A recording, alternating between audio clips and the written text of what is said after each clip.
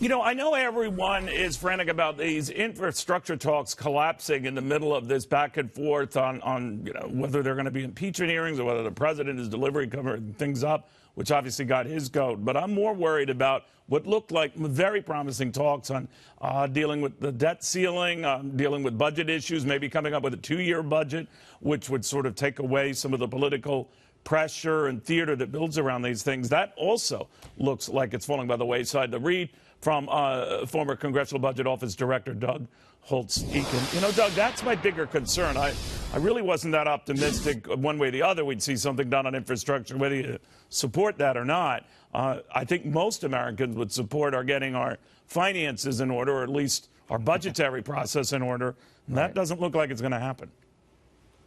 Yeah, I agree with you, Neil. The two things that Congress has to do this year and that the president has to sign are some sort of budget deal which avoids a draconian cut in the defense budget and a sharp cut in non-defense discretionary spending, and to either raise or suspend the debt limit, which we've seen this movie before. A failure to do that threatens treasuries and the liquidity of the global financial markets. So those are must-do items, and I think the sooner they're put in the rearview mirror, the better off for the economy, the better off for everybody. So I'm with you. I don't think that the infrastructure has to happen. The Democrats would like to have the president help them with that.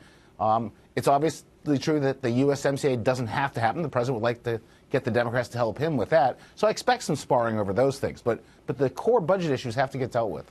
All right. Now, each side is going to blame the other. We saw a little bit of that today. Yeah. And I'm just wondering, if we're on the debt ceiling brink, and you've been there many times, how does that play out? This has to happen.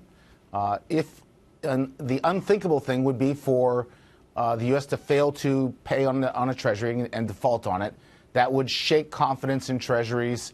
That would make everything in the world more expensive. All financing, the dollar and the treasury are just too important. So that's got to happen.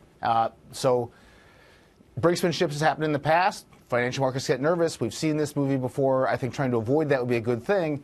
I think everyone involved knows that it would be best to keep the budget deal and the debt limit separate, not link them. But in the end, I would predict that they will link them and try to get leverage on the budget deal, knowing they have to do the debt limit. So I'd say hold on. It's going to be an interesting August and September. If you could help me out with this, because it comes up every time we push it to this stage, what would constitute a default? You talked about, if you don't make good on a treasury payment, an interest payment, or what have you, but it extends to other areas as well. Could you explain those? Well, I mean, the trigger is the Treasury can no longer come up with the cash to redeem the principal on a security or pay an interest in timely fashion. And that's the trigger. But at that point, you run into further complications down the line. They're not going to have cash to service programs. And that means they're going to have to make some arbitrary decisions about who gets funded and who doesn't. So is it Social Security or Medicare? Do we continue to pay the government employees, or do we cut them back?